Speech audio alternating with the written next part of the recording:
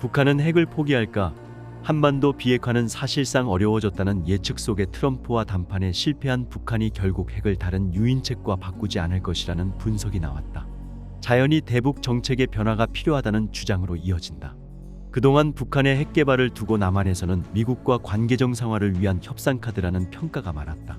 그런데 2020년 이후 북한의 결심이 바뀌면서 북한의 핵은 협상 카드가 아닌 국채가 돼버렸고, 따라서 어떤 반대급부를 들이밀더라도 핵을 포기하게 만들기는 쉽지 않아졌다는 것이 정 소장의 진단이다.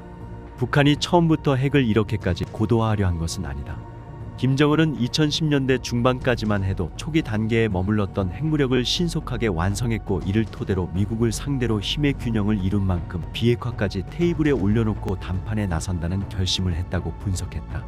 핵이 없는 한반도에서 남북이 상대를 인정하며 평화롭게 공존하고, 남북의 주민들이 원한다면 자연스러운 통일을 추진하는 것이 가장 이상적인 모습임은 두말할 나위가 없다.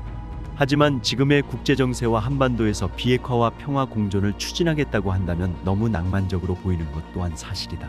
실현 불가능한 목표를 설정하는 것은 어떤 의미에서는 아무것도 하지 않겠다는 것과 다를 바 없다.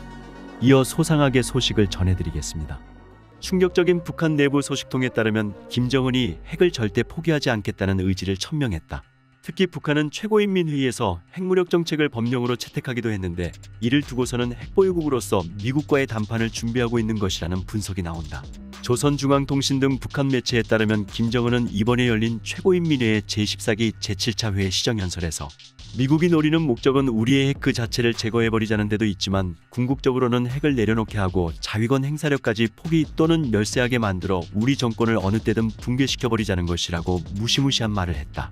이어 미국이 사상 최대의 제재를 통해 핵 포기를 기도하고 있지만 이는 오판이고 오산이라며, 100날, 1000날, 10년, 100년을 제재를 가해보라 하라고 강조했다.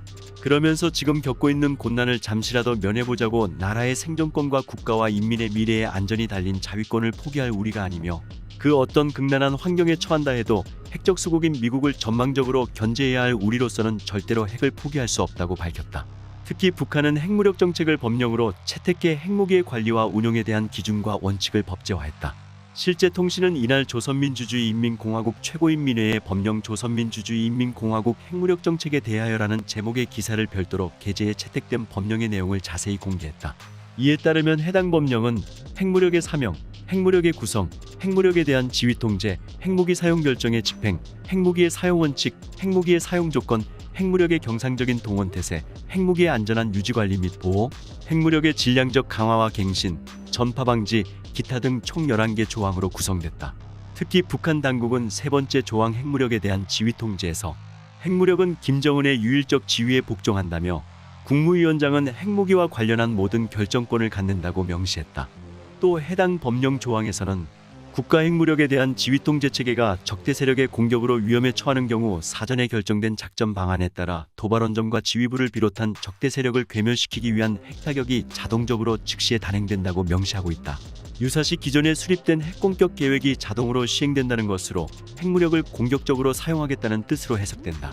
이와 관련해 박원곤 이화여대 교수는 이날 본보와의 통화에서 어떤 핵보유국도 이처럼 공세적인 핵전략을 구체적으로 밝힌 전례가 없다며, 선제 공격의 가능성까지 포함시켜 사실상 모든 환경에서 핵을 사용할 수 있게 법제화한 것이라고 분석했다.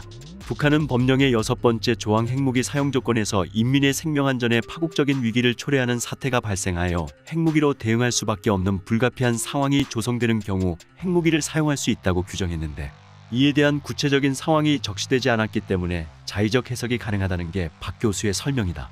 아울러 박 교수는 북한이 비핵 국가들이 다른 핵무기 보유국과 야합하여 공화국을 반대하는 침략이나 공격 행위에 가담하지 않는 한 이 나라들을 상대로 핵무기로 위협하거나 핵무기를 사용하지 않는다는 내용의 법령 5번째 조항을 통해 대남 핵무기 사용 가능성도 열어뒀다고 평가했다. 이에 대해 그는 비핵 국가이면서 핵무기 보유국과 야합했다는 표현은 한국을 지칭하는 것이라고 꼬집었다. 미국과 연합방위 체제를 이루고 있는 한국은 핵보유국인 미국과 이미 야합해 침략이나 공격 행위에 가담한 것이 되기 때문에 북한의 핵사용 대상이 될 수 있다는 지적이다. 그러면서 박 교수는 이번에 법제화된 핵무력 정책으로 인해 북한 당국이 앞으로 비핵화 협상에 나서는 것 자체가 법 위반에 해당되는 것이기 때문에 미국과 협상에 나온다 하더라도 비핵화가 아닌 핵군축이나 군비 축소와 관련된 협상만 가능하도록 한 것이라고 밝혔다. 실제 김정은은 연설에서 핵무력 정책을 법화해 놓음으로써 핵보유국으로서의 우리 국가의 지위가 불가역적인 것으로 되었다며 이제 만약 우리의 핵 정책이 바뀌자면 세상이 변해야 하고 한반도의 정치군사적 환경이 변해야 한다고 말했다. 이어 그는 절대로 먼저 핵폭이란 비핵화란 없으며 그를 위한 그 어떤 협상도 그 공정에서 서로 맞바꿀 흥정물도 없다며 우리의 핵을 놓고 더는 흥정할 수 없게 불태의 선을 그어놓은 여기에 핵무력 정책의 법화가 가지는 중대한 의의가 있다고 강조했다. 또 다른 충격적인 북한 소식 측에 따르면 북한이 핵을 절대로 포기하지 않겠다는 의지를 대내외에 천명했다. 핵무기 전력 사용에 관한 구체적인 내용도 법에 명시했다. 김정은은 74번째 정권 수립일인 구구절을 하루 앞둔 지난 최고인민회의에서 핵무력 정책 및 법령 등을 공개했다. 김정은은 시정연설에서 미국이 노리는 목적은 우리의 핵 그 자체를 제거해버리자는 데도 있지만 궁극적으로는 핵을 내려놓게 하고 자위권 행사력까지 포기 또는 열세하게 만들어 우리 정권을 어느 때든 붕괴시켜버리자는 것이라고 비난했다. 김정은은 절대로 먼저 핵폭이란 비핵화란 없으며 그를 위한 그 어떤 협상도 그 공정에서 서로 맞바꿀 흥정물도 없다고 못 박았다. 북한이 새롭게 핵무력의 사명과 구성, 지휘통제 등을 규정한 법령을 채택한 점에 주목한다.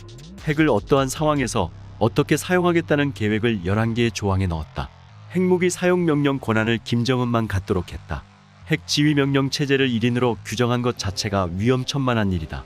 지도부에 대한 핵 및 비핵 공격이 감행됐거나 임박했다고 판단되는 경우 핵무기를 사용한다는 조항도 들어있다. 핵 보유 단계를 넘어 핵을 어떻게 운용하겠다는 의지와 선제 핵 공격의 길까지 터놓은 셈이다.